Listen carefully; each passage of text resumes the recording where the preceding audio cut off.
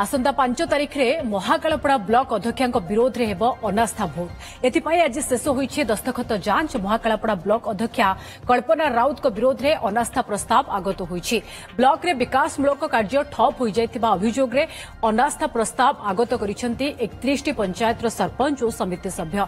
प्रस्ताव रे मोट 42 जन दस्तखत करथिबा बेले आज उपजिलापाल उपस्थिति रे समस्तक दस्तखत जांच करा जाइछि।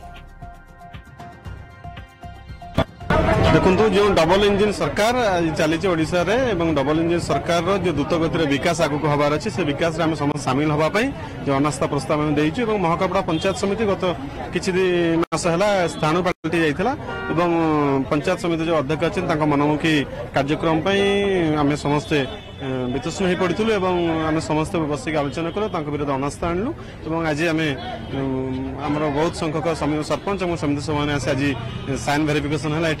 42 जन सिग्नेचर करते पाखापाखि से जन अच्छे सिग्नेचर भेरिफिकेशन किसी अभियोग थिला कि किसी काम करना तो जनरल अभियोग थिला एवं डेट फिक्स 5 तारीख को फिक्स से दिन नो कॉन्फिडेंस मोशन वोटिंग हम।